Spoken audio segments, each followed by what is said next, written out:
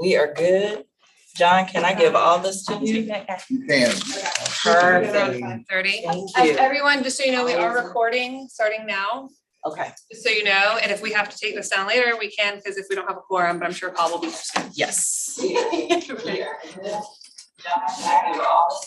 Oh, Father. And three for a quorum, right? Right. Still should be live. Alden's meeting. Paul Renson's meeting, he's the chair. Good in charge. Oh,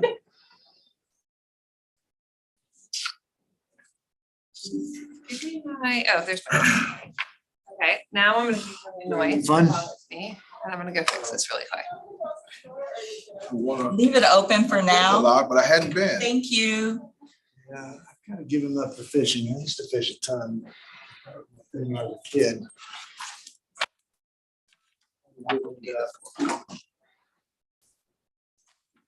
The text from Paul saying he's running late, but you know. Lost. Let's go. We're tentative right now.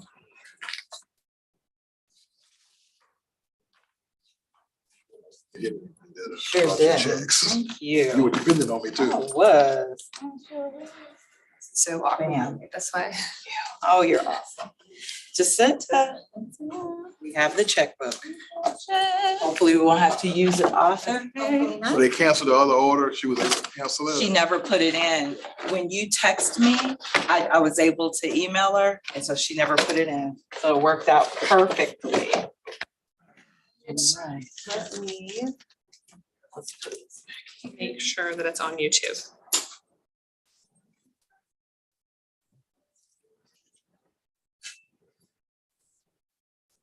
I am like front and center on that camera. You're fine.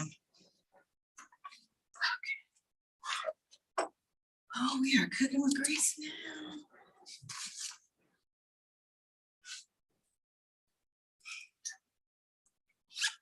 Shows from package.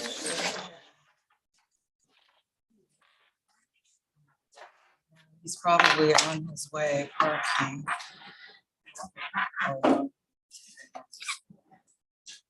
Okay, we are live, it's working.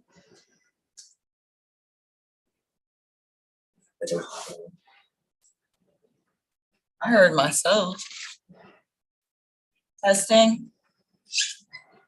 Oh, yeah, it's working. Okay, I needed to make sure, like, by going through the YouTube app, Yes.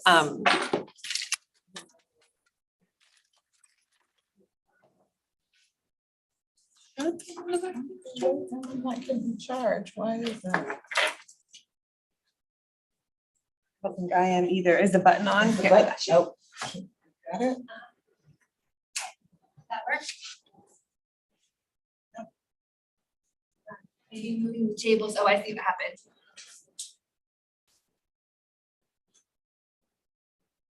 There he is. Paul, I should say, Mr. Chairman. Nope, we got you Hello. right there. I'm well, Judge. Good to see you. I've got that same tie, but I went horizontal today. Did you? Capital. Actually, Capitol to my office and then And then here. back. Hey. And then followed instructions. He said, go up the stairs to the left and go to the back.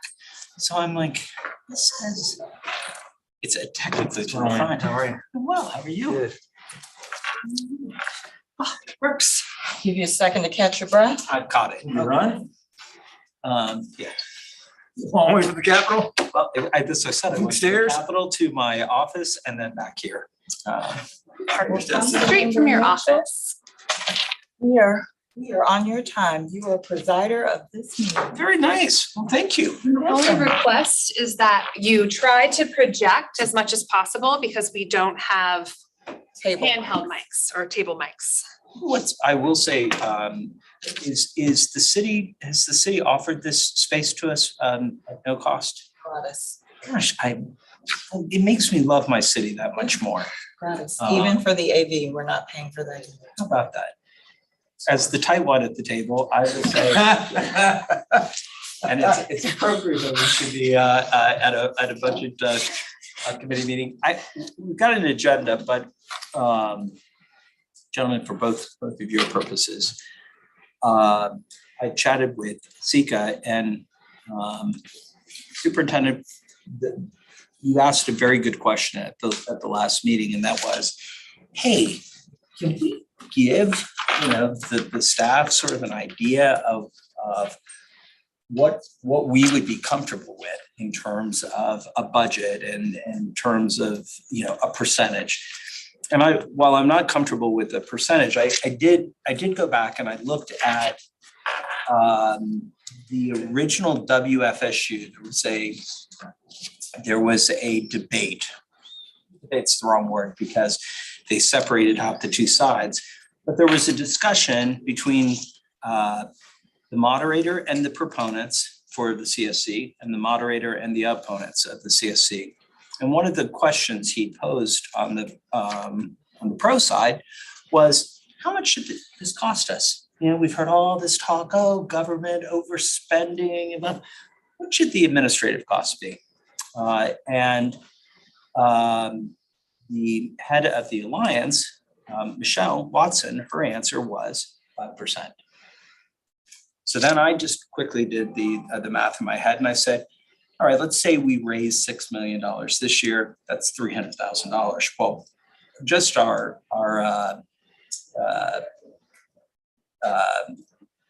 needs assessment alone is $300,000. So we're already at the breaking point. Then I'm like, yeah, but it's really a $9 million a year. If we just followed the Hannah method. So let's say it's $9 million, because that would be a high number, but $9 million. So that puts us at $450,000 for administrative costs. Now, where I think probably we should be aiming is somewhere in between the two. And after chatting with Michelle Watson, just to get a feel for what other CSCs have done and children's trusts have done, her suggestions were incredibly constructive, at least for me. And what she shared with me was, look, if you're Dade County and you have $100 million budget, they come in at like 4% administrative costs. There's economies of scale. Leon County is brand new and you're smaller. So your number is probably going to be north of 5%. And definitely in the first year when you're paying for a needs assessment, which she applauded us for, she thinks it's a great idea, and that we are going to be way ahead of where other CSCs who came before us, and Escambia for that matter, are. So all kind of good signs. So what I thought we could do is, one, sort of keep that in mind of what we're aiming for in terms of the total dollar amount that we can spend or we should be spending. Let's exclude from it the startup costs of contracts with Ted and Holly, because it's unfair to include that in our first year administrative costs. At least in my opinion, it is. The needs assessment of $300,000, I think, is unfair to include in that. But looking at accounting services, legal services, space needs, and salaries and benefits, I think is very reasonable to focus in on. And so that is not a specific percentage. So that doesn't answer your question in terms of percentage, but just in terms of where I think I wanted to say to Sika, hey, Sika, I don't want to micromanage this. I don't want to tell you, no, that's too many paper clips that you're buying this month. But these are sort of the sentiments that I feel. This is kind of where my gut is, and then you just take it from there. So that I throw that out on the table to begin with, and then all of the rest of the discussions to me stems from that. Is that consistent with where you guys, I mean, So I'd be curious to see. I'm trying to remember the ones, there's two or three that are comparable in population, counties that are comparable in population to us. I completely agree that Giants have economies of scale that we're not going to bring to bear. I completely agree that we have startup costs that should be excluded. And I completely agree for accountability purposes that we should set some kind of a benchmark. Benchmark should be, I don't have a great sense of it. Do you have a number in mind? Do you have a? no, so again, I can do, the simple math of 5% and 10% when you're setting a 6 million or a 9 million or $6.5 million to $9 million range. I think those are good target numbers. I do. I think that, as a, and again, Michelle Watson's experience both as a state employee, but also one who deals with the members of the Alliance. She gave me really, I thought it was really helpful information in terms of true administrative costs. That, she said, look, in your first year, you'll probably end up being, ultimately 3 years, 4 years into this, you'll probably be somewhere around 6%, maybe 7%.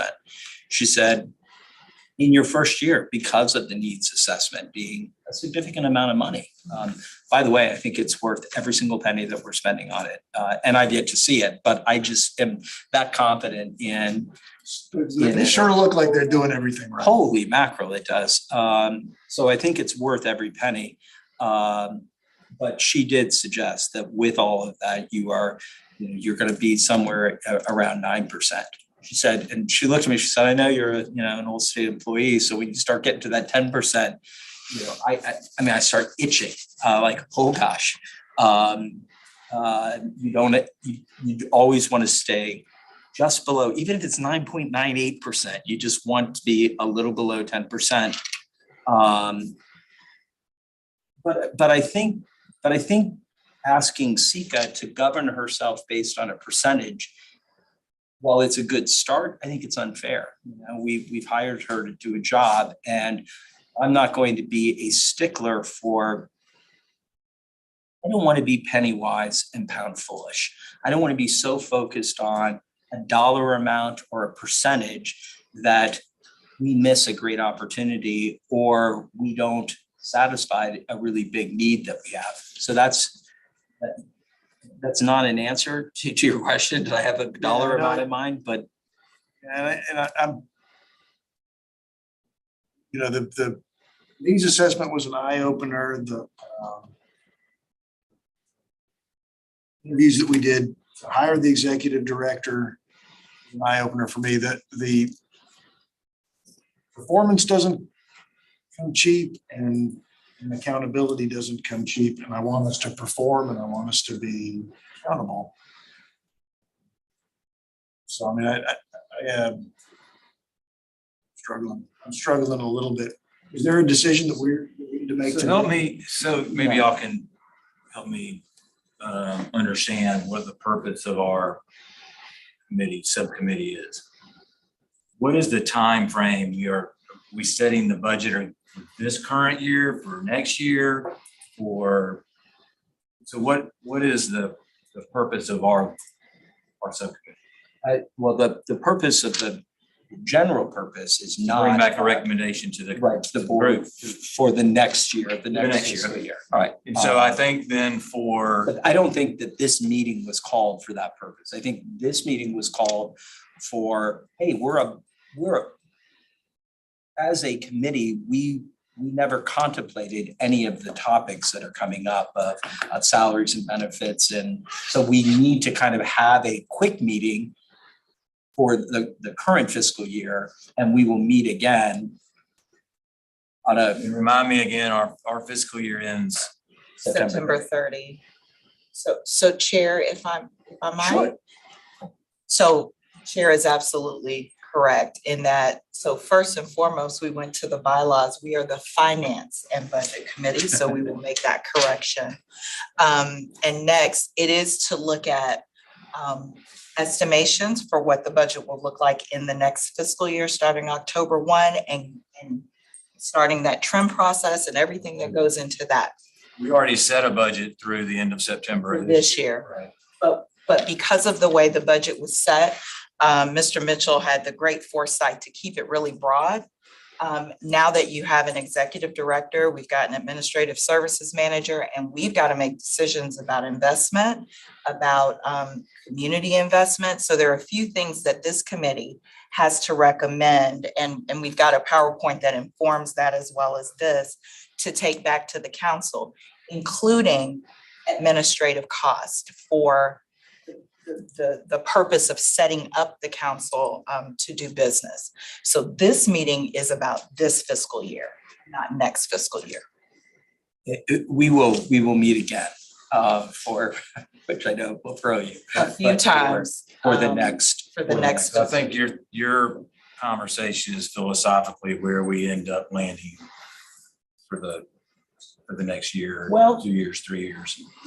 Yeah, and then it's gonna be also determined upon, would you consider, or we would look at potentially raising the millage again going into next year. But I think those are discussions that can be had later, right? So for the immediate future, we need to decide on this year as far as space and staff, right? Right, and sort of the, Zika did a great job of painting a picture of when she wanted to bring on staff and may have a different view today. But between now and September 30th, we left a big, just a number in categories. We didn't try to say, that these 3 positions or 4 positions would be created and they would be funded at this exact amount, because we didn't really know. That once we decide what that is, then we'll know, and we've got that 5% buffer amount. That if let's say that we were we had 4 employees right now, and Sika came and said to the board, hey, we need a 5th person. And it wasn't part of the budget, but we have reserves set aside for purposes like this. And I'd like the board's consideration to add a 5th.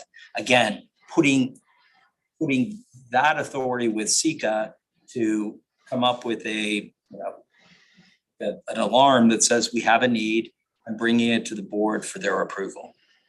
And then we'll advertise the position. And I'm just throwing out a position as an example. So right now, you have 2 employees, right? 2 employees. Contracted employee, our attorney's on a contract, CPA. CPA's under a contract. So there's 2 employees and some contracted. And when you add all that up, what does that come to now?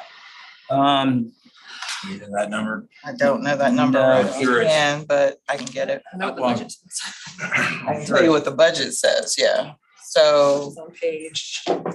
Well, so you have to include Ted and Holly as the contracted services, and then You would, but we the. just hired her, so you I would know. Annualize you you. would annualize her. Right, but the 2 of them overlap. I'm just, in terms of real dollars, I'm less worried about the current fiscal year and more worried about, or more, I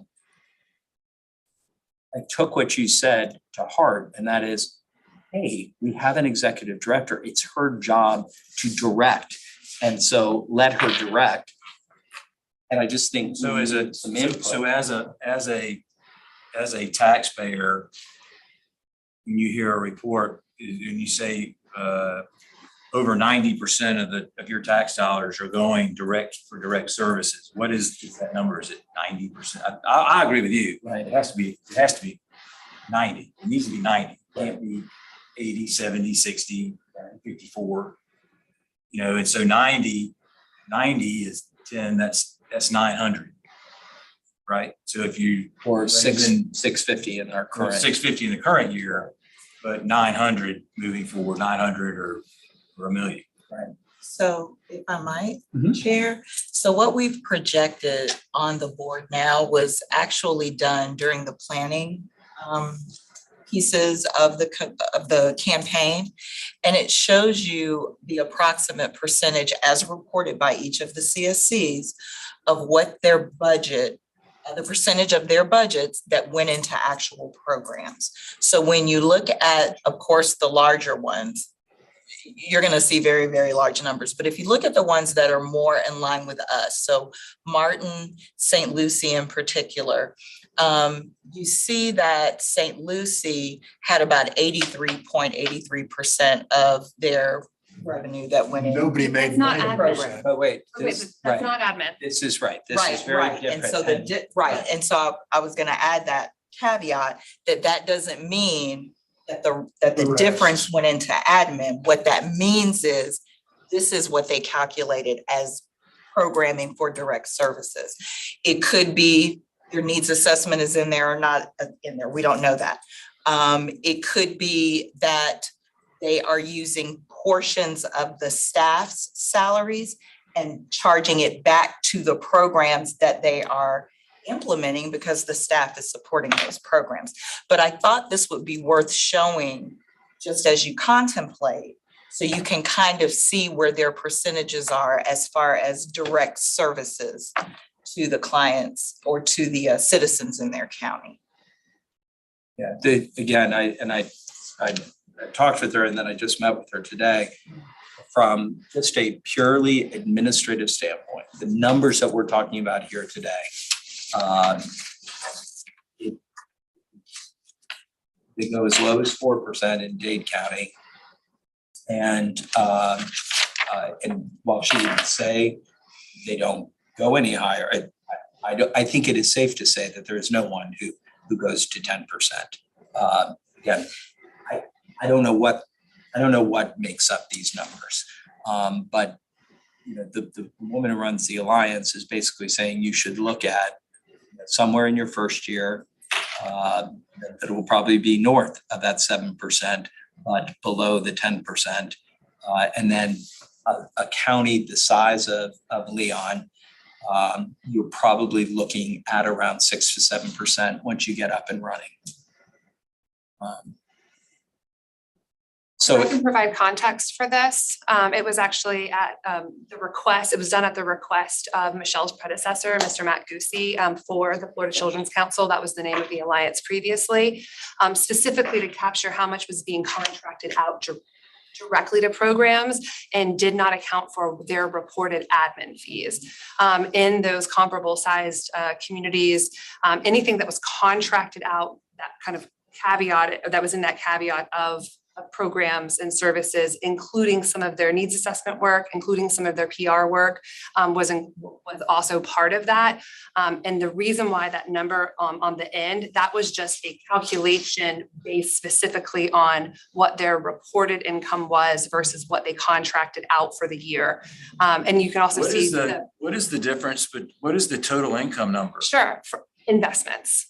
So oftentimes they have their ad valorem that was being collected and reported as coming in, and then that total income had to do with money that might have been in their reserves that was collecting investments. It could be through property that they might own with the valuation that was extended on that. And so these were taken from all of their annual reports.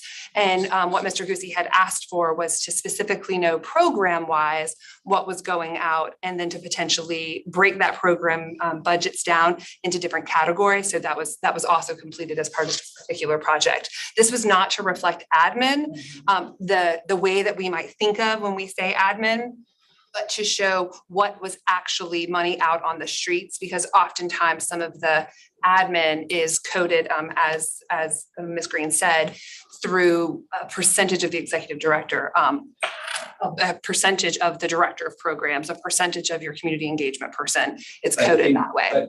But when you talk to Michelle Watson, it's very clear. Because I asked her, I mean, I kept drilling on this.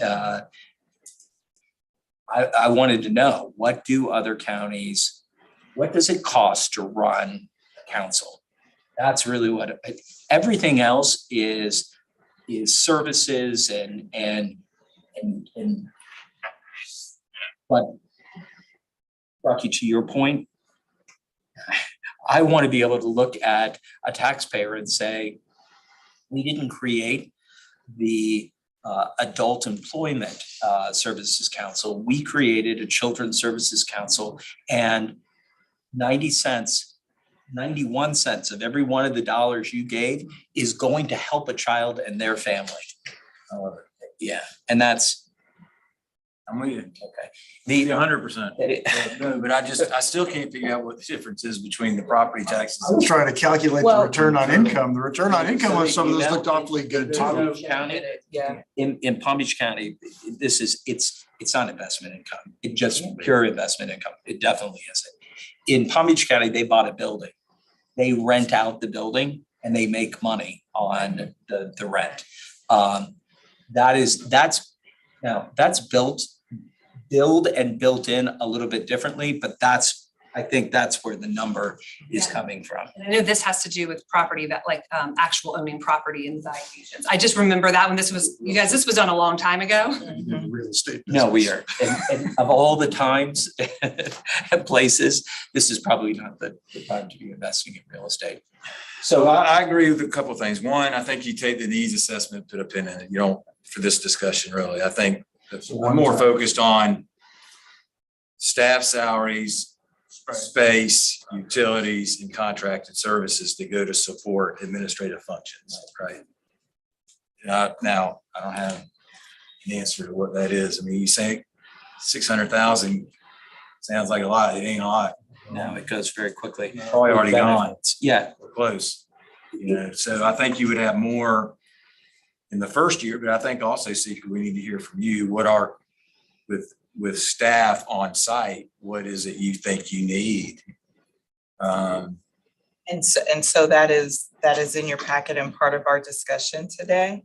And so with the chair's opening comments, I don't know if you want to start with the agenda or if you just want me to go straight there, I can do that. It's up to you. yeah, I think the whole reason I wanted just to throw this on the table was I think the board needs to know, what are we looking to spend and how much money are we going to have available for programs? And by the way, when you, if you say to like the tenant broker who did the presentation, it was an amazing presentation. If you say to someone, if you go to buy a house and you say, I'm looking for a house, they're gonna say, well, how many bedrooms, how much space, right? And what's your budget? If you tell them, I'm looking for a 4,000 square foot house, they're gonna come back with a 4,000 square foot house. But if it turns out that really and that's why I kept asking, when he worked for Staubach did an evaluation for the state, and the range is 250 to 350 square feet per employee. That's what the state will accept that's a good target. When you're a very small staff, you're never gonna get to the 250, 350 range. It's just, because a kitchen space is what it is. It is what it is, right? So, but when it comes to telling a tenant broker, hey, we're looking for space.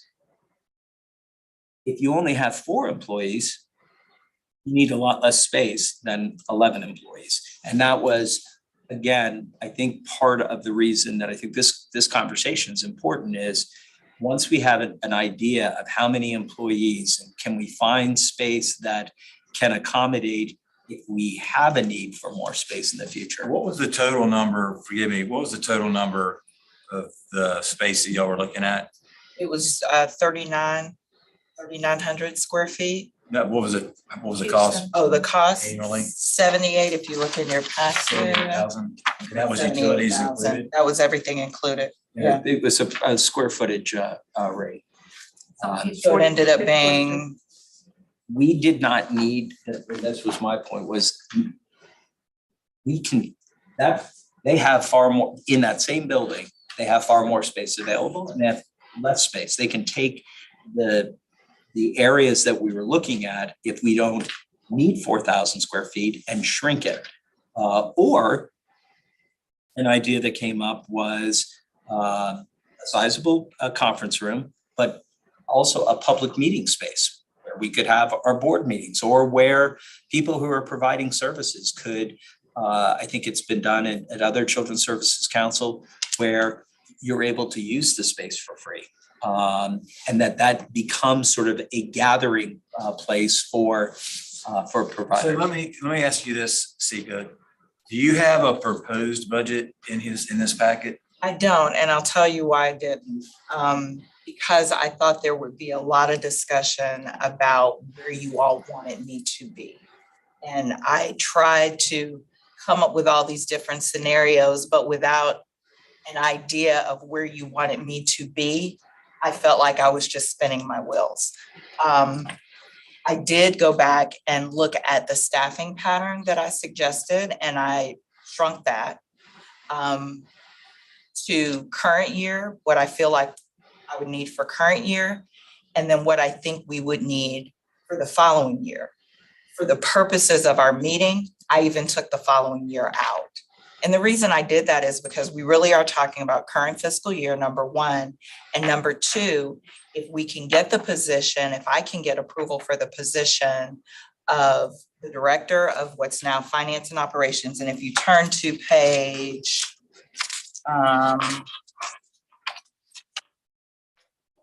just had it. Page 13. For the descriptions. No, page 13 gives you kind of the org chart. Yes, so I backed it out so that we would just be looking at bringing on a director of finance and operations, and then changing our current contract position to special projects manager, which would go through the end of December. Now, I realize that's into the next fiscal year, but if our workload proves that we are in need of additional positions, then for the 22-23 year, I'd like to bring in a program accountability and research manager and a contract specialist. But again, only if it proves that we need that. I think that if I can get approval to move forward with one position for this fiscal year, that will help us determine what we need to look at for the next fiscal year, especially as we are transitioning the work that Holly has done in her interim position, and if we are approved for special projects into that position, because the expectation is that in December, we will transition our contract position. Do you have a bottom line expense number for what this? For plan salaries only, I do. So So tell me, so is Holly going away? Eventually. eventually, I didn't authorize that. Wait a minute. No, is Holly, well, you say that hasn't been determined, whatever. I'm just, so is Holly's position is like it currently is now is going away, and you're gonna advertise for a project manager position? no. Her position would shift into a contract project manager position. She Someone would become on staff. An accountability. It would still be a contracted position, but only until the end of December because of her ingrainment in And the, in December, it would become a full-time position, or it would stay contracted, well, or it would go away? the work that, so contracted would go away. And we would know then if we need to bring in the other two positions that I've proposed for that fiscal year, which would be program accountability and research, and then a contract. And so for the rest of this year, you would continue her contract in one other position, Yes.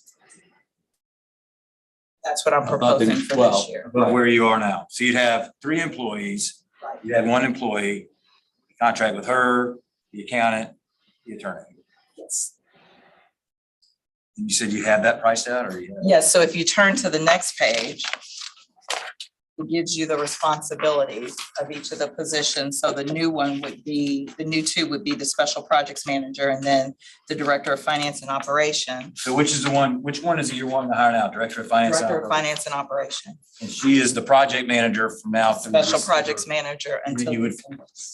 put a pin in that for now and figure it out in December. That would be phased out, and then we would see if we come back to bring in 2 full-time. Right, and the director of finance and operations. So if you turn to That's the not next your- page, it shows you the Salary. salary and benefits. So, and here's one, the position description is great. I think you are going to have a very hard time. One, I think that this person is going to have a lot of responsibility. I think you're going to have a very hard time finding someone for $80,000 a year. And I would just rather, we can advertise it however you want, but state employees are about to get a 5.8% pay increase.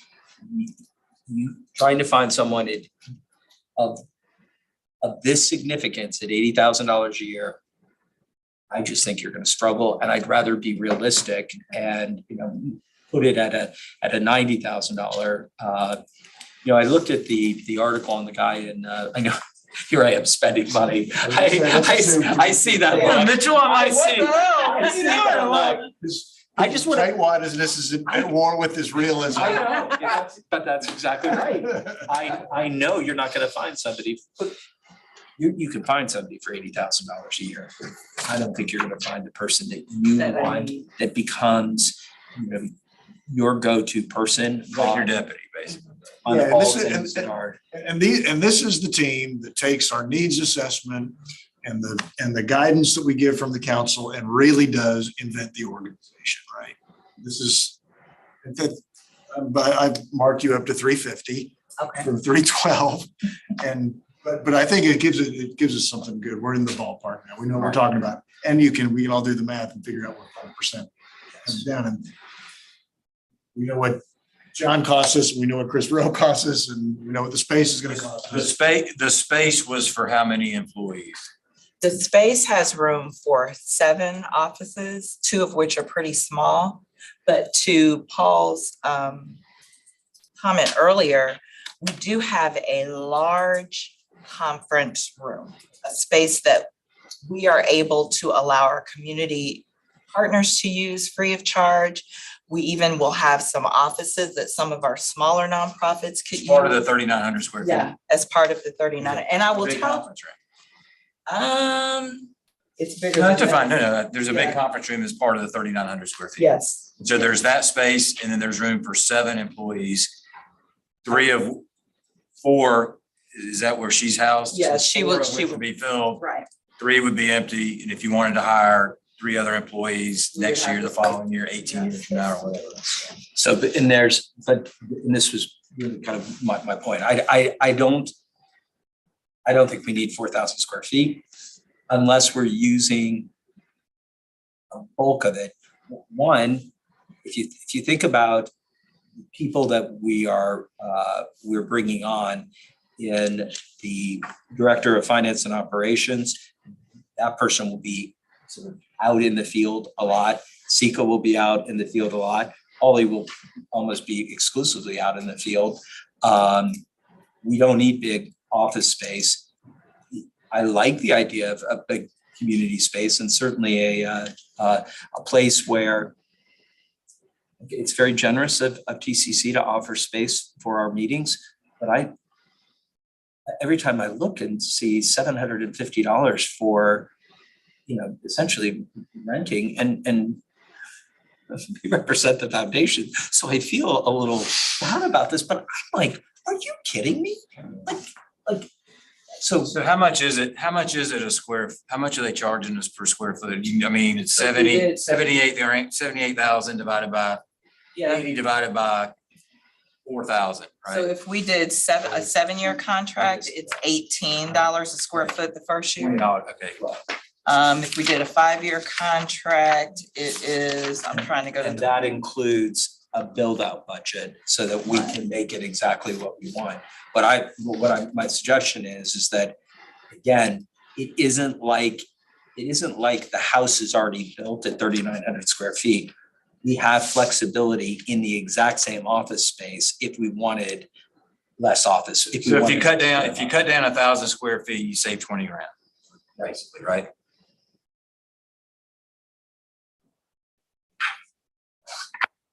I mean, even in the same, if I may, even in the same space, we could go back and cut it up so that we, for example, could have a family resource space. So maybe we take one of those offices away, widen it, and now we have a family resource space where we can put computers and people can have meetings. There is an even larger conference room space that is adjacent to that we could look at maybe switching out the conference space. I think we have some capability there. And I'll tell you, with all due respect, when you walk in there, it doesn't look like this big old office space. It literally is a hallway, office, print room, storage room. And then you go into the kitchen and the big conference room. So it The does kitchen not, is shared Doesn't look kitchen? extravagant. Is it a no, shared kitchen with it's a other dedicated groups? kitchen. How many groups are already in that building? I don't think anybody's in that building now, Right. not in that particular space. I know that there's someone looking at the space immediately behind what we were. Here in Kroger now, you could do with Kroger. Yeah, which part of, Oh, yeah. you're looked at talking it. about, well, no, because the one, South like Florida the area. Alexander Building and the Hartman Building, the ones that are on Capitol Circle, those are, The ones by the ones in the park. I think, But you're not with I think a lot of it's coming. Look, I mean, you gave her 10 grand for the position. Now we're at 20 So- grand. so- I mean, if you feel that, So, no, here's what I feel strongly about. I feel less strong about the total square footage and more strong about when we take a resource called space and we are offering it to the community, we can't offer a hard office to the community. I own a building downtown right next to Chuck's Fish that EY, Ernst & Young, occupies. right next to what? Chuck's Fish. Fish, on college. Have you not eaten at Chuck's Fish? So, tells you how long my family's been here. My cousin used to have a hat store. Yes, Deep Deep's hats, yes, Deep's I'm hats, familiar with that. yes. That was my, We are getting off subject. Yes, are. Steve's had, that's what I was gonna say. So. We got off the agenda a long time So if you ago. look We're at- off the agenda. Wearing one of these Jumping hats. around. If you look at where space is going, and if you were to talk to DMS, what they would tell you is the idea of having a permanent office is sort of something of yesteryear. And if you go into EY, you essentially reserve an office. And if you're going to be in the office that day, you're not in the field, you're not working with providers, you're not doing training, you have that office. It is a new way of looking at a workspace. And I'm not suggesting that all of them be like this. I'm just suggesting that I would rather dedicate, if we're going to do 3,900 square feet, to more to the community and less to the individuals who, while it's nice to have a permanent office that have a picture of your family, the employees here are going to be out in the community, working with the community. And, I'm not saying we don't have any permanent offices, but I think there's this focus on, we're going to have, 7 or 8 employees and we need 7 or 8 offices. And I just don't want to see that we're going to ever have 7 or 8 employees. And if we do, we need a permanent office where somebody's spending 30 hours of the week in the field and 10 hours of the week in the office, and having a permanent office. And again, you sort of the way the state of Florida is now redesigning all of their space, the way that corporate America is, I would encourage you to, I know the landlord of the old Deeb's Hat as well as the EY building.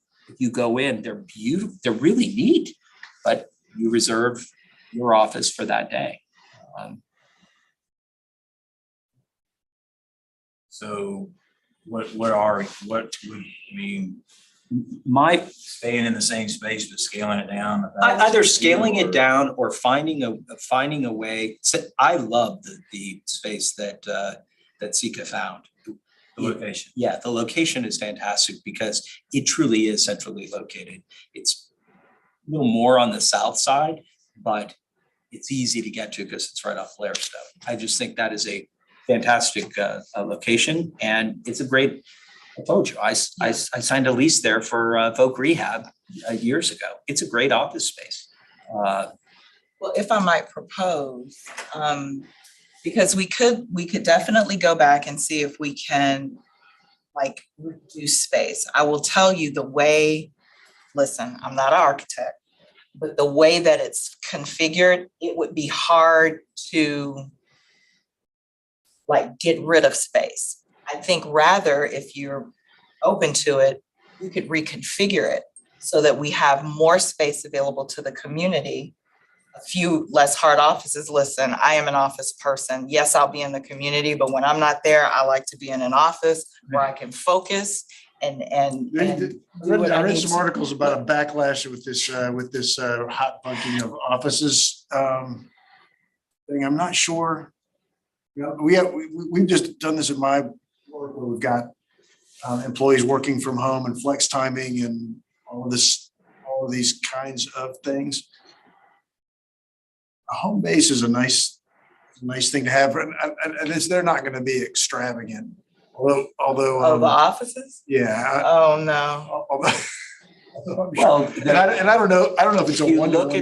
look at the plants, I just am going off of what were provided. They're not extravagant in the sense they're not 20 by 20, but they are good sized office spaces. Again, Are I'm they furnished or not? No, they're not. Listen, That's that's an a whole nother additional conversation that is That in would your be packet. attachment number. Attachment is in there.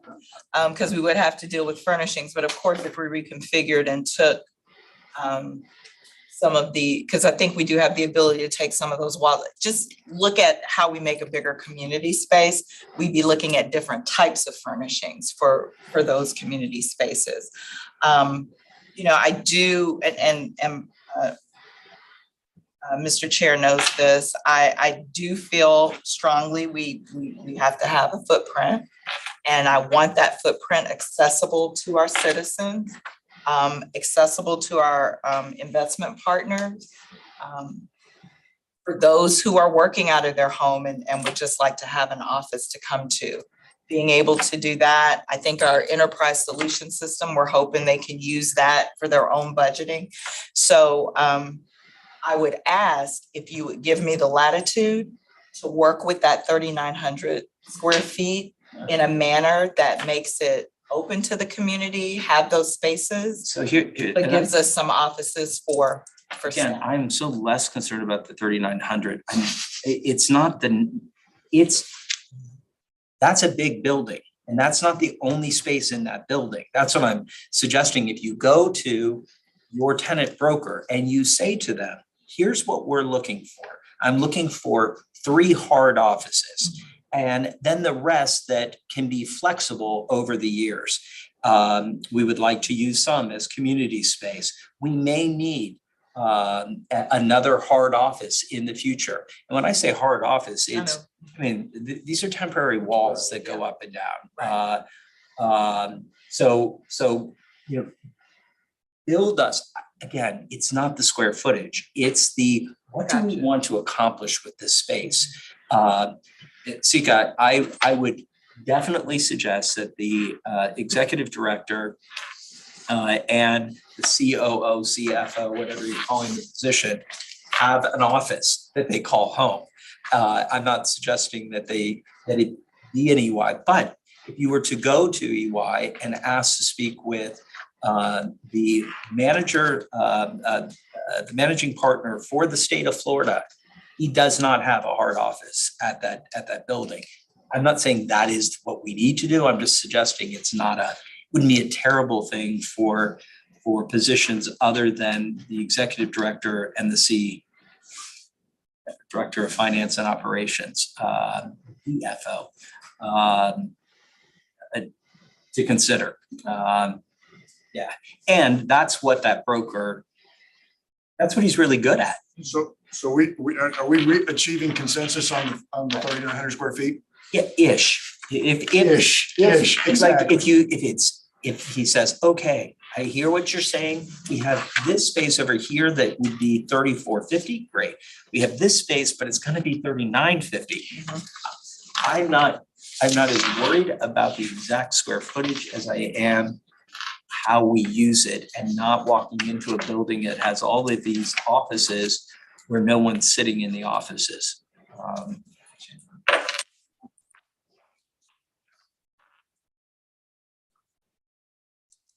So if you're at 312 plus the contracted people,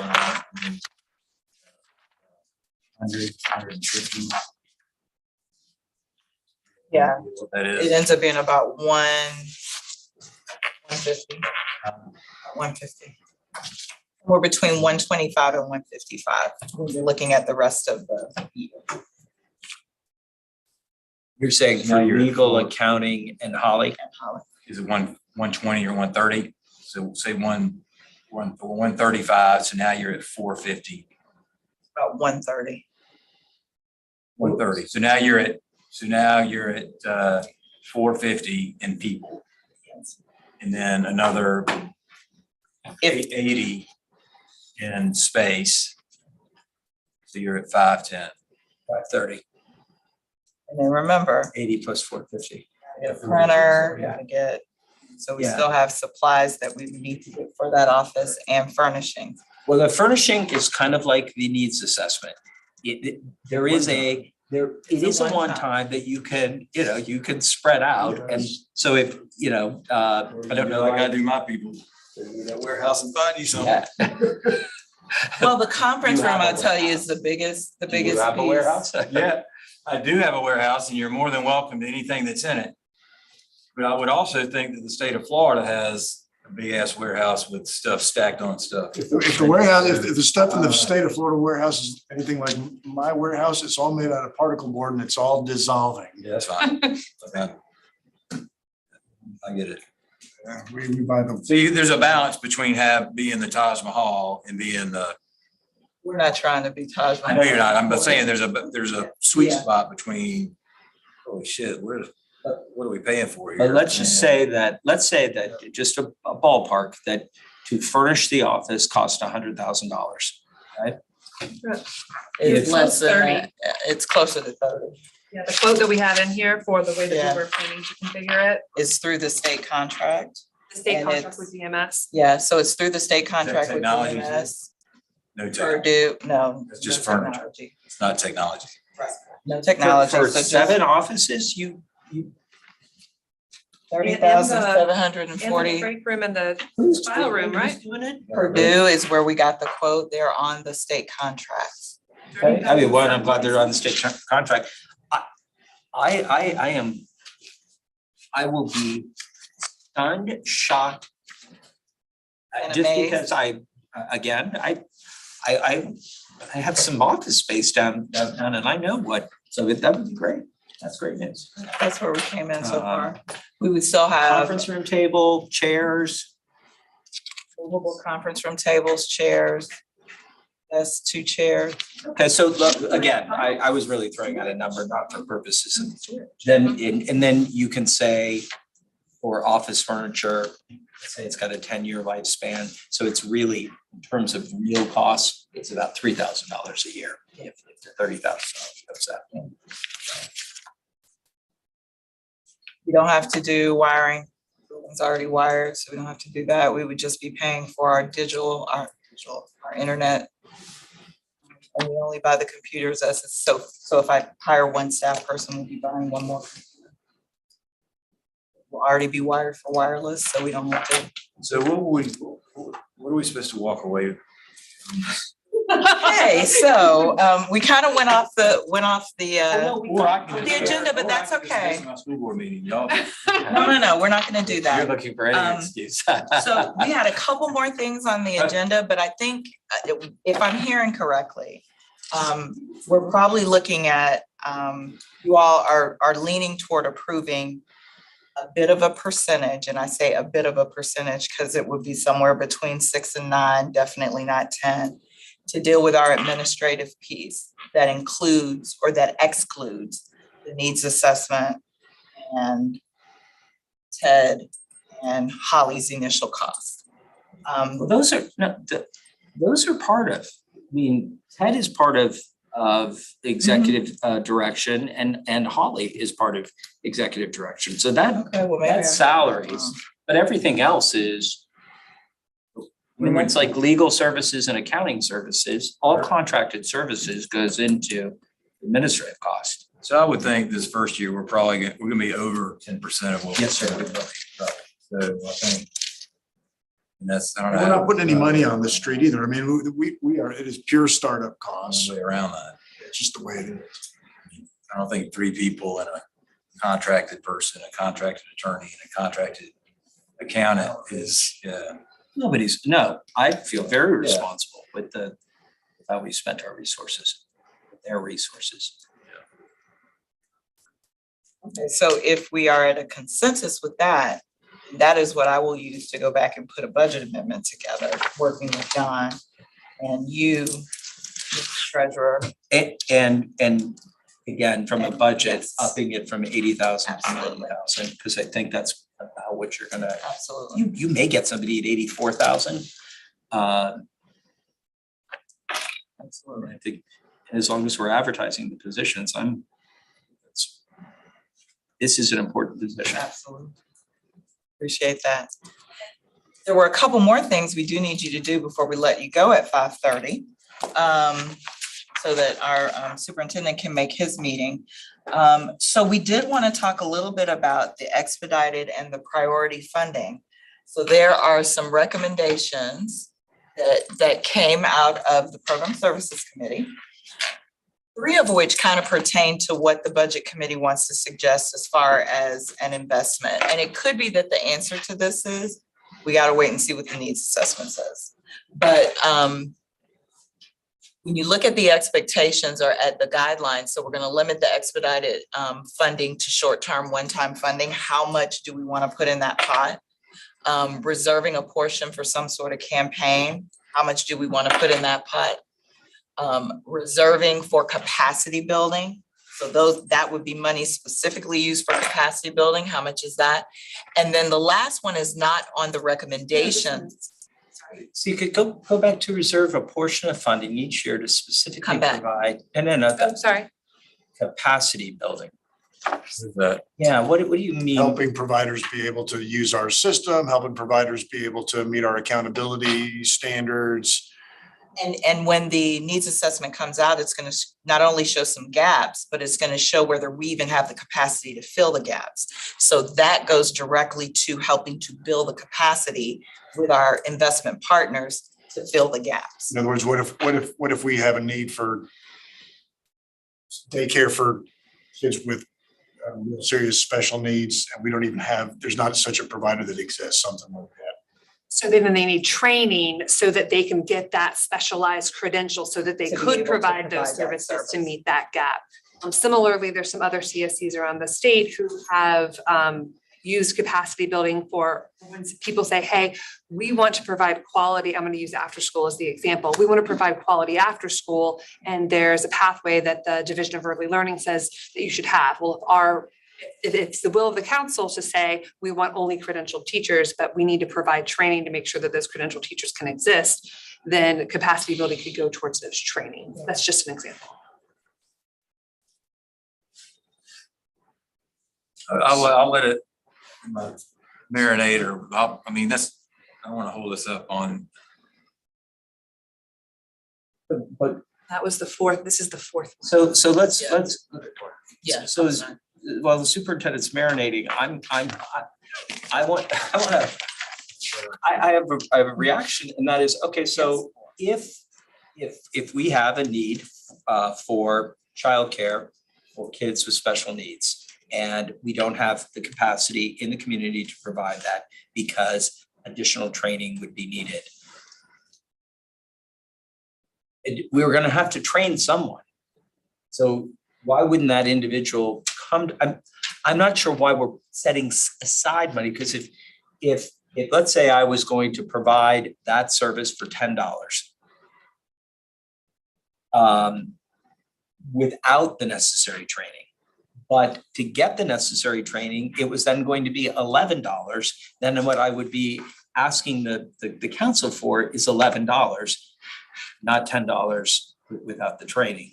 So I'm just not sure why we would put a portion of the funding each year to provide training for people that we would, like, why would we put that in, God bless you, why wouldn't we put that into their funding request? So let me try to give this example. I'm gonna go back to childcare for children who are severely disabled. Okay, See that is a gap.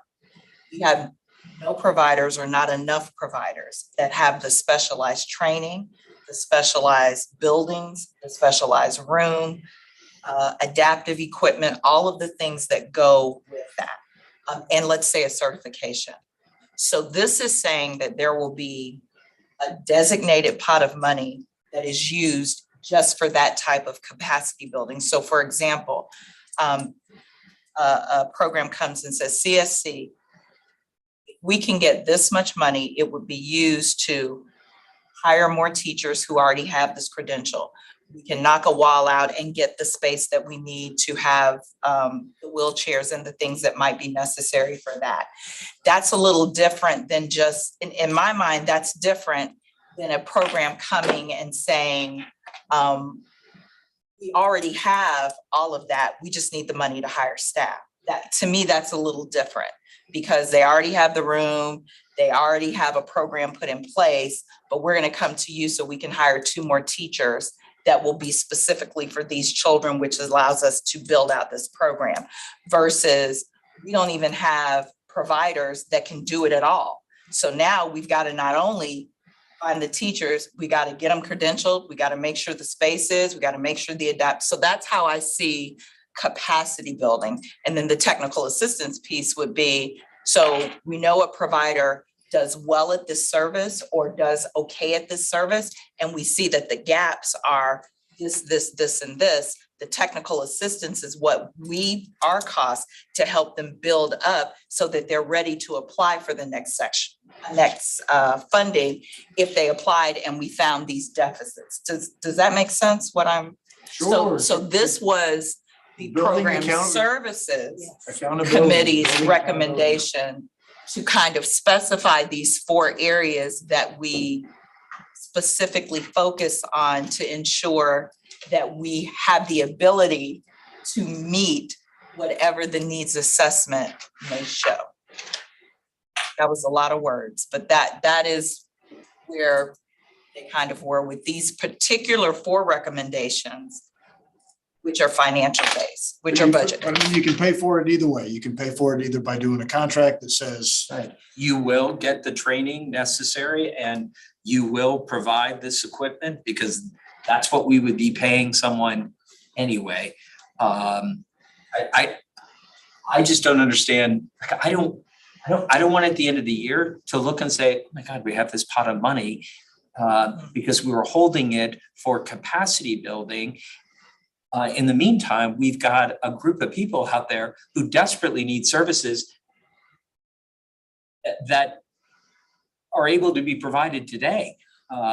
Well, I don't know that it's holding the money. I think it's more about what the needs assessment shows. Okay, So if when it says how much you want to So hold for if- this, that to me means holding the money. Yeah, but I think when Chair Glenn, when we came up with this, it was more about, and she was very specific. We really don't know until the needs assessment comes back, True. but we want to be able to say that if the needs assessment shows that we have this deficit and we need to fill it, we are going to fund that deficit specifically in a capacity building. do you need a decision on this today or are we just marinating? We are all in the same. But that also, the needs assessment is going to happen once, and this says each year. So every year for the next 20 years, we reserve, to his point, reserve a portion, whatever portion that is.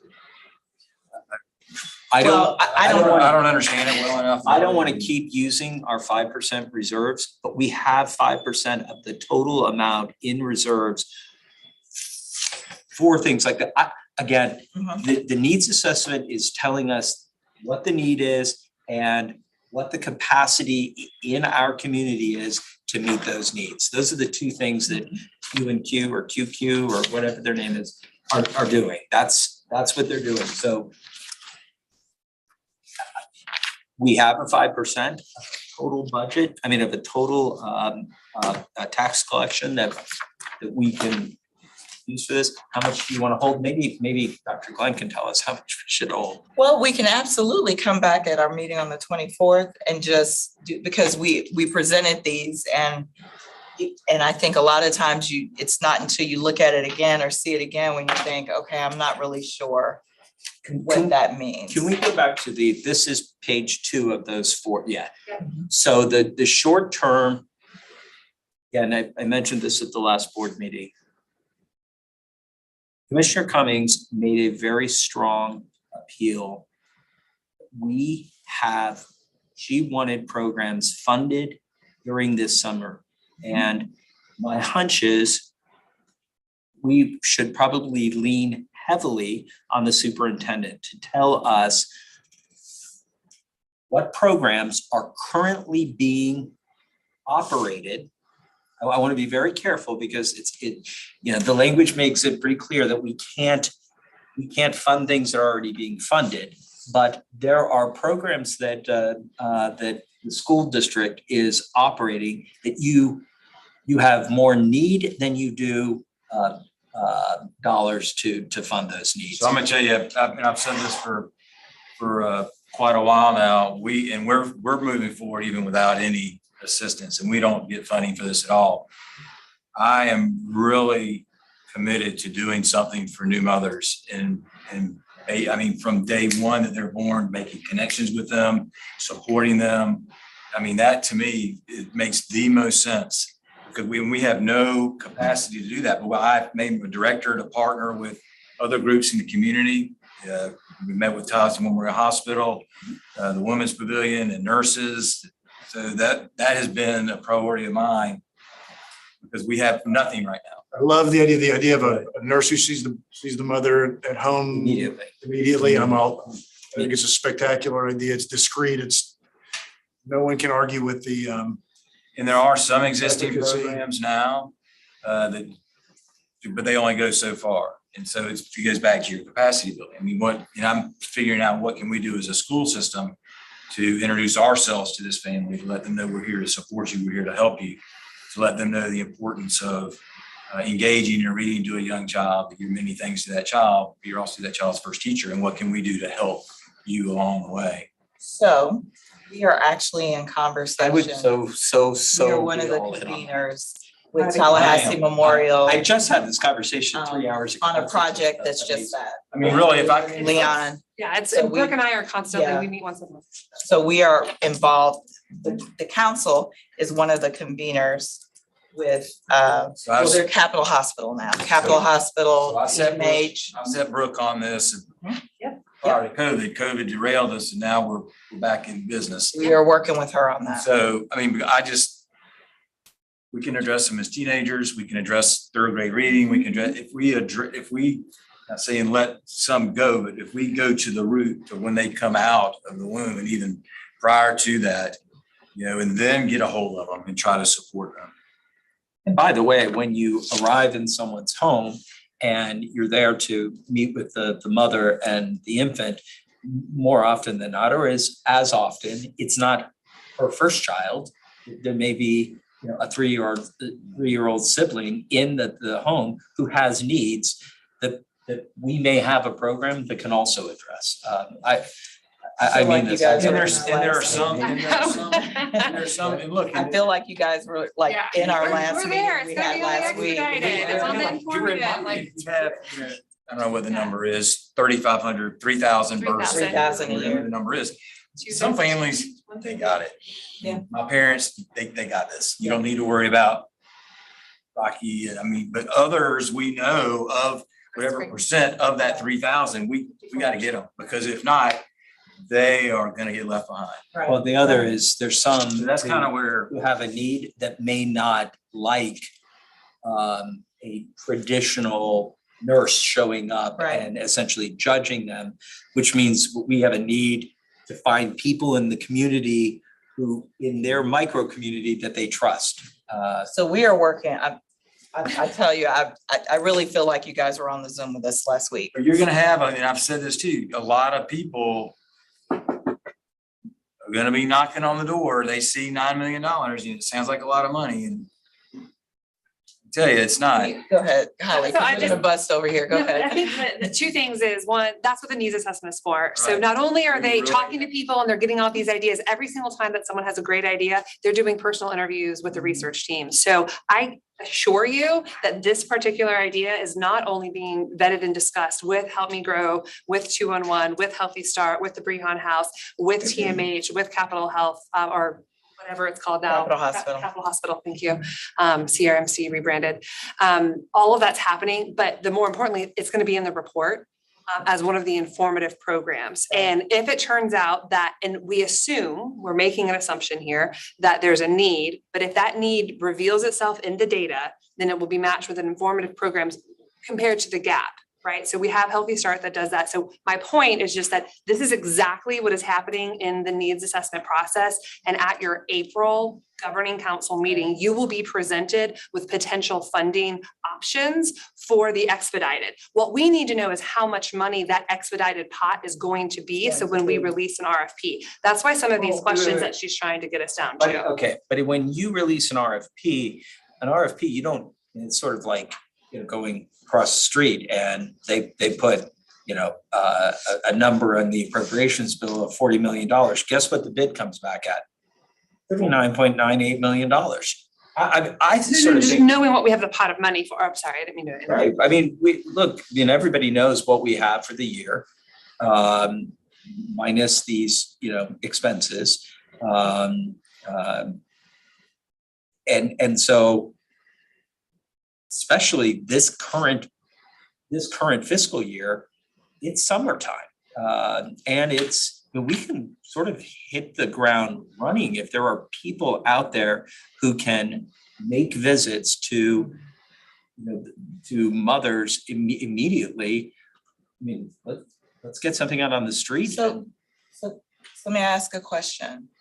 So I know that the council wanted to not only look at an expedited funding possibility, but also hold some of the funding to be able to have a priority RFP, or whichever priority is deemed the one you want to use from the needs assessment so that we can fund something starting October 1.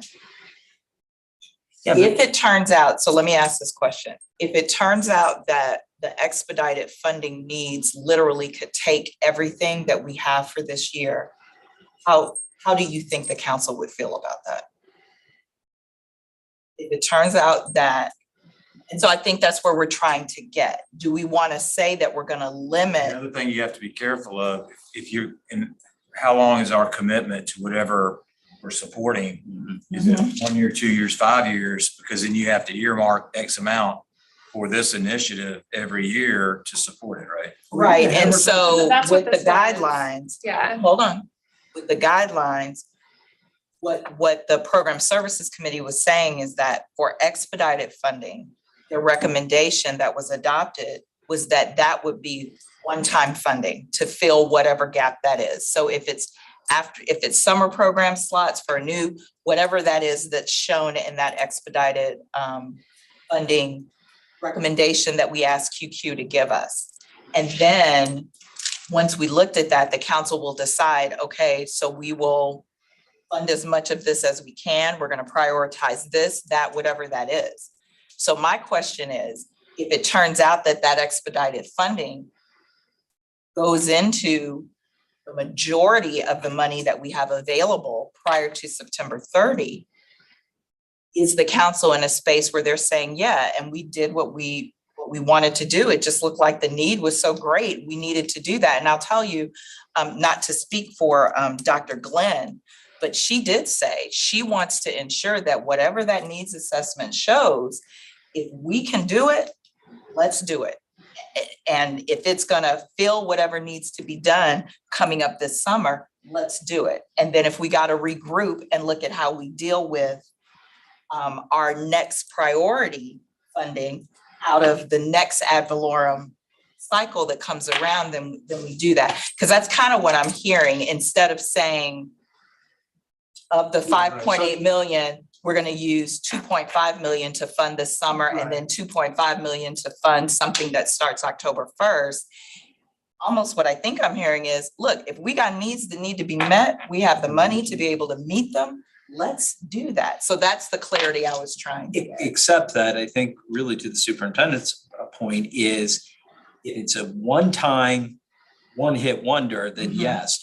But if it is a program that we know has a need, by the way, you're dipping into, on November 1 is when we will receive the first infusion. I mean, it comes almost immediately in November. By December, you've got the bulk of it and you get a little bit in January and one little drib in February.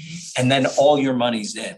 So that if we're looking at funding something that's $2.5 million, that means that $2.5 million is off the table for next fiscal year. And I would be less comfortable saying yes to We'll have some that. hard decisions to make. When do we anticipate the presentation by the needs by QQ?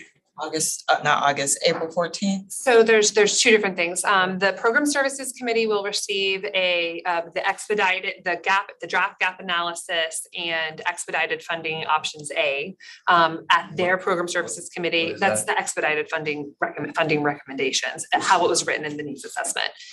So just that portion. Who's recommending that? Their options, Their QQ, so they're taking the draft gap analysis, looking at the needs with the informative programs and what we have, and making recommendations specific to what can happen over the summer in a short-term fashion, whether that's a PR campaign, whether that's capacity building, whether that's after-school slots, whether that's a nurse home visiting program. What does that look like for that? They'll provide those options, cost it out based on evidence-based primarily. They have also identified those that are emerging practices. By the way, the nurse home visit thing is an evidence-based practice that's already on the IPI. That will happen at the April 7th meeting for the Program Services Committee. Program Services Committee will develop then, based on all of that information, recommendations for potential prioritization of funding, bring that to the council on April 21st for you guys to discuss. So the Program Services Committee will make that recommendation to the council. The council approves it, tweaks it, does whatever, then we would issue that RFP. And I have somewhere in here like the timeline for it, issue that RFP for the summer, whatever that procurement looks like, follows through with that so that we could have money potentially out on the streets to programs June 1. By the time school's out. Right. So that's the You got timeline 15 for minutes, that. by the way, before you gotta get out of here. Yeah. The second So is piece, there anything else we do before, what else do we need to do? Well, it sounds to me like, Consensus achieved.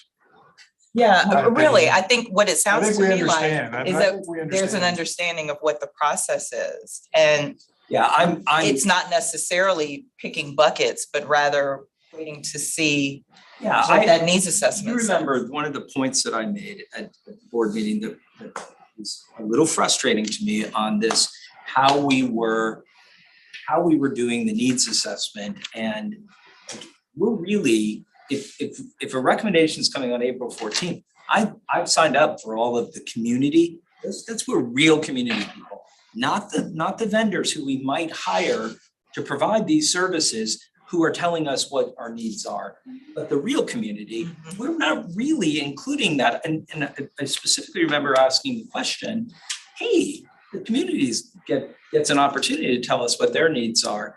And yeah, if we hear something good, we'll absolutely include that in the needs assessment. I'm like, and maybe we're not expecting a very big group of people to show up and tell us what their needs are, but so we had tons of, I'm not gonna say tons of focus Yeah. groups. We had 8 focus groups and we heard from a lot, and you'll get that breakdown of what. who put those focus groups together, Holly? Members of the public. No. We, Who picked the members? I no, not for talked those to one of focus the groups. members. So that is, yeah, I'm only worried that we're getting information. This is sort of like when you go to a realtor and say, I want a 4,000 square foot house. They're going to show you 4,000 square foot houses. When you go to a group of people and say, put together a group of people who we can ask questions about what their needs are, and those people have an interest in the outcome, remember I asked the question, are these people able to bid on any RFP that we have? I think there's two different groups. I'm sorry, go ahead. Hold on.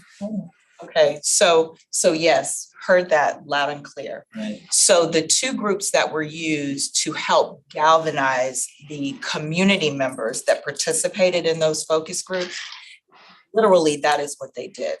I feel very confident that they did not plant with any of those participants.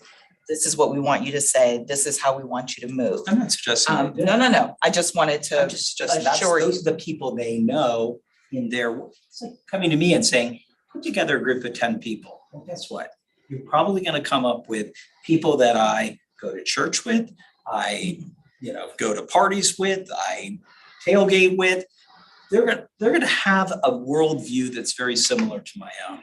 I don't know that that's necessarily a focus group. That was my whole point about these focus groups. Having said that, I will be very comfortable with appropriating funds when the input of the community as a whole is considered, not the input of a couple of focus groups. So I usually, in my experience in having community conversations, it's been 20 members of my staff and 3 pissed off parents. I would be surprised pleasantly if there are large numbers of people that want to come out and share with us.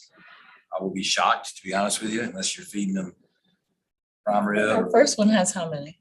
I'd have to look it up. Anyway, I'm just saying, Thanks to Mark, I think it's you're not at more, I Rob think you get a lot, you get from there, but what I've also realized is I have relied heavily upon people, and I'm just using this names, on people like Lethea Edwards and others that have their ear to the ground in the communities. Because they're gonna give you the real, what Absolutely. really are the needs. And I just singled Talithia out, and there's She's a great one. there's a number of those people that you could probably bring together that could tell us, even in addition to whoever shows up by chance at these meetings. But we'll see what happens. It's just, we're doing it. I'm like you, signed up to go to all 4, and we'll see who comes or doesn't come. But I also think later after that, there will be an opportunity for people who don't have a vested interest. They aren't looking for money. They just want, they know where the gaps are. Then they're from here, they live here, they live it, and they hear people that live it. And if I may, these community conversations, if you go back to when I was interviewing for the position, one of the things I wanted was for the council to go out into the community for these meetings. So there are challenges with that, with public records, but I think that these community conversations, in my mind, are not one-time things.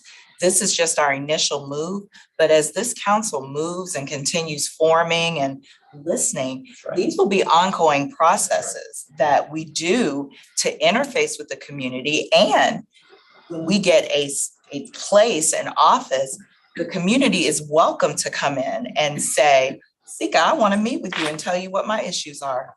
Absolutely. And I'm doing that now with people just out in the field. So I hope that there is a confidence and understanding and knowing that we are going to continue to keep the community in this process. They are supporting this, they are paying for this, and we want to make sure that we are meeting their needs. That being said, I do feel confident that through those parent forums that we did and through those youth forums that we did, we got a representative number of community members to tell us things that they need, that they want, that would make their life better, from fixing my roof all the way to adequate after school.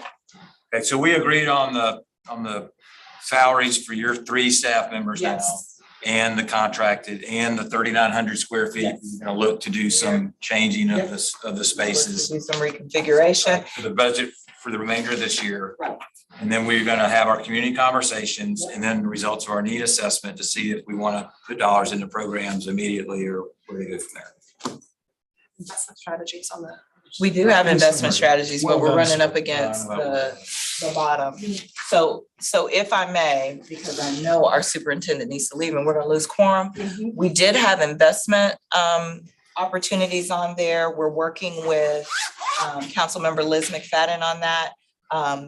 Councilmember Paul Mitchell, we will probably be contacting you because what we'll want to do is set up some sort of committee to work on that RFP. I do want to let you know that we are looking at paychecks to help us support some of those HR things that we can't do. Make sure our manual's in place, a leave process, all of those things. We've got vision, dental, and there was one more thing that I just wanted to let you know we had. Hold on, and then I'm ready. I'm gonna let you go. The Professional development. Brown and Brown. Brown and Brown is good to go. Right.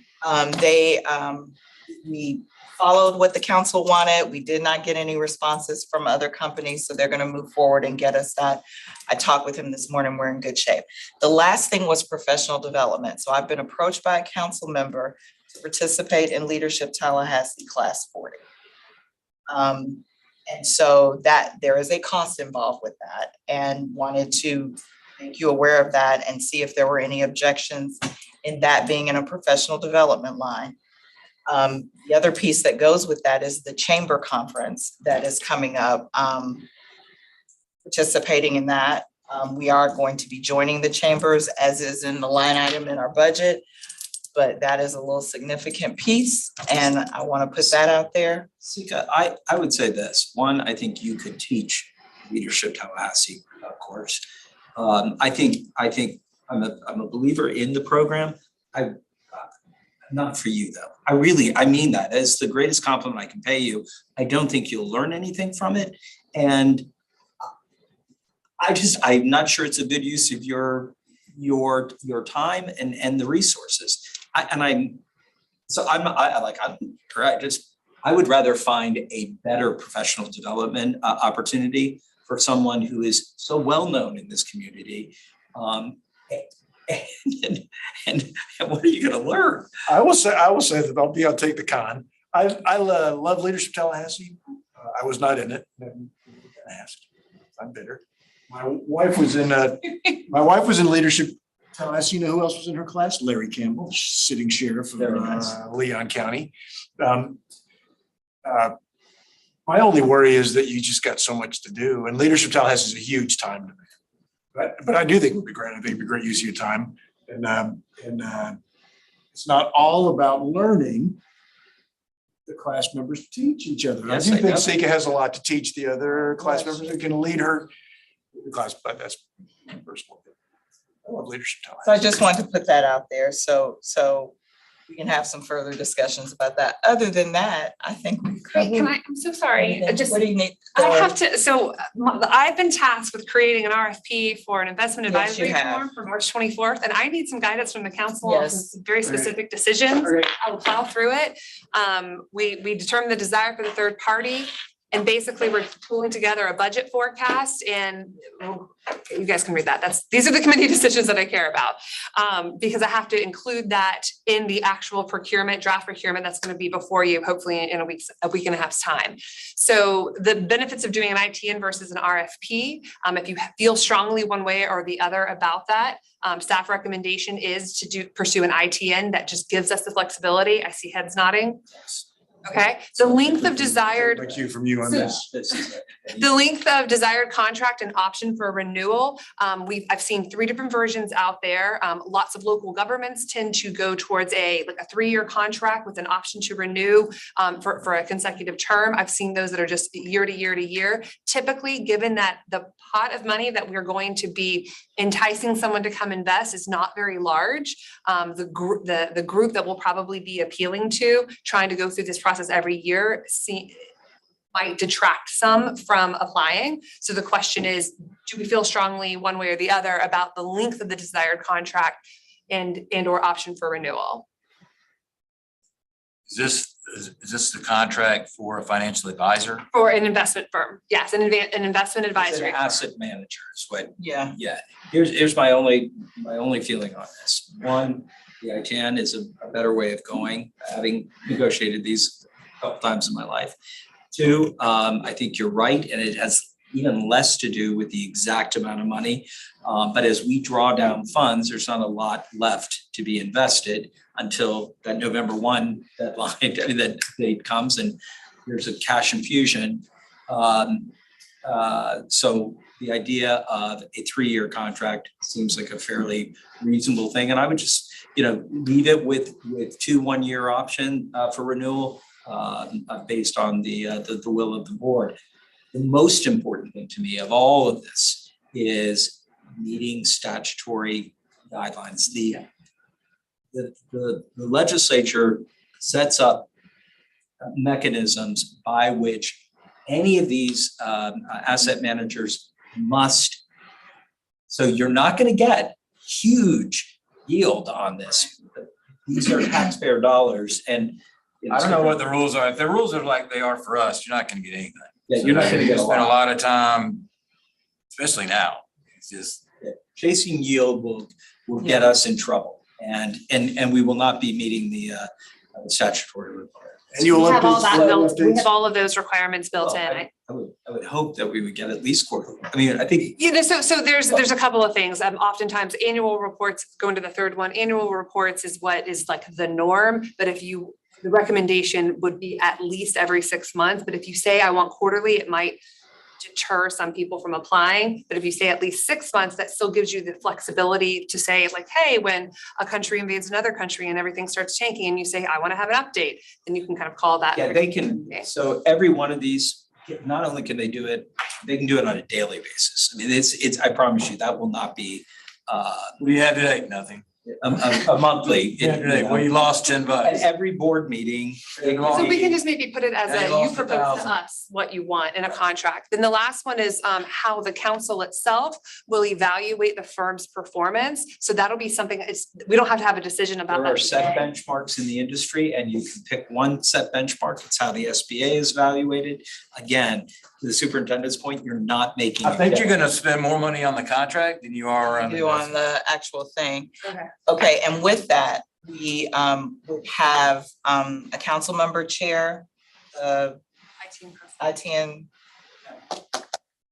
I lost my thought. The evaluation, the procurement and evaluation committee. Then we would also have the actual negotiation committee. We are suggesting that maybe Liza chair that. She is willing to do both, and maybe have another council member. 7.5%, 8%. And then get some What are you subject. doing, Bitcoin or? That's my point. That is. What's your What's your magic? There's only a 7.5. Yes, And then get Chairman some Patton, subject I like matter that. I like experts to that. serve on that evaluation Treasury committee. does. Treasury So- uses outside managers. They do. Yes, better than consensus the achieved. SBA Are we adjourned? After fees, but it's barely. Paul, are we adjourned? We're adjourned. We are adjourned. Thank you, guys. All right, kids. Okay, you should